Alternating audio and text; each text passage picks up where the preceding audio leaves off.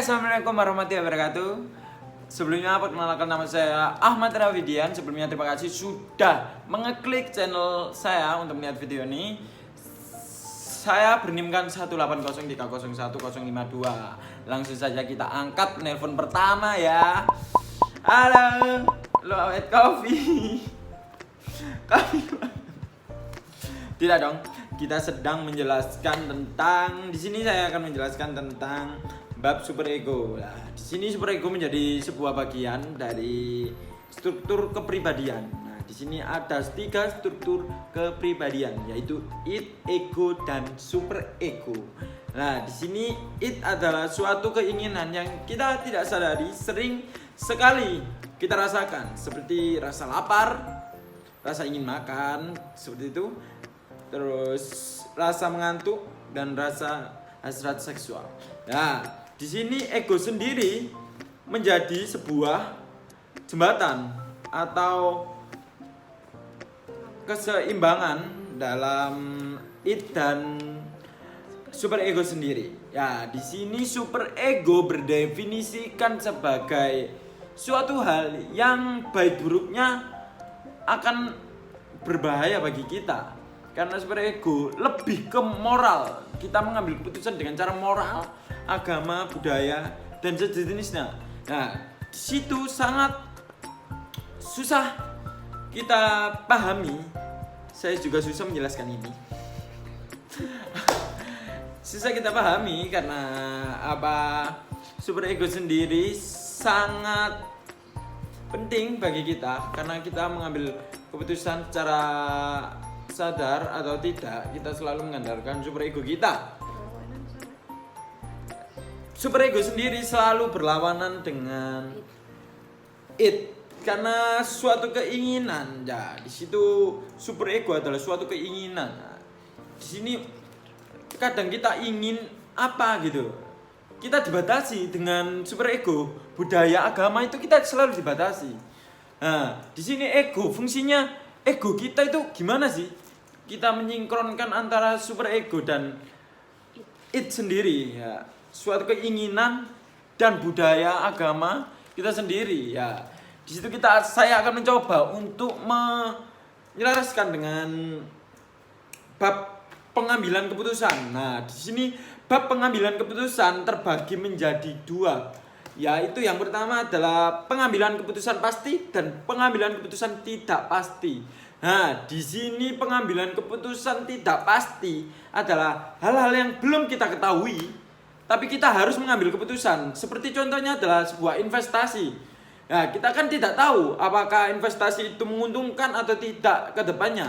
Kita tidak tahu apakah investasi ini hancur atau tidaknya ke depannya. Nah, di sini sangat berlawanan dengan pengambilan keputusan pasti. Nah, di sini pengambilan keputusan pasti adalah kita sudah tahu bagaimana ke depannya. Kita sudah tahu bagaimana informasi tentang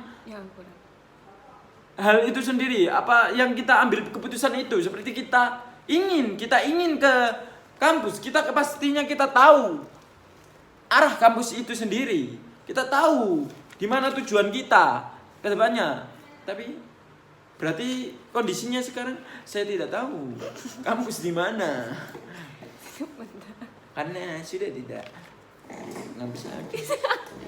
Kurang. Oke, saya akan mencoba untuk menggabungkan antara bab superego dengan bab pengambilan keputusan. Nah, di sini pengambilan keputusan adalah hal yang harus kita pilih. Seperti kita memilih cewek. Bukan dong. Dicuek aku. Oke.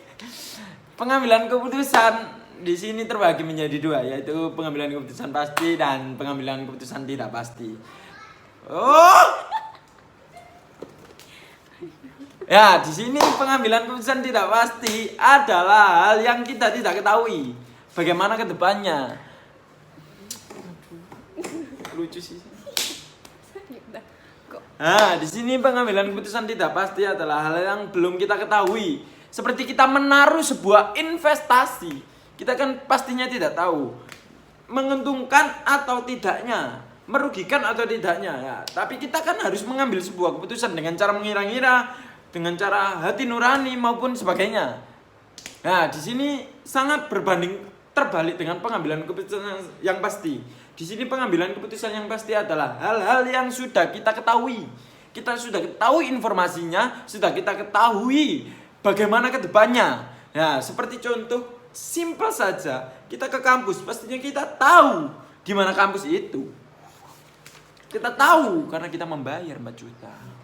Kita tahu arah tujuannya. Kita tahu apa saja yang ada di dalam bisnis tersebut yang kita ambil tersebut. Jadi seperti itu, guys. Kesimpulannya adalah kita harus pintar dalam mengambil keputusan. Nah, di sini contoh saja ya, kita disuruh untuk mencuri.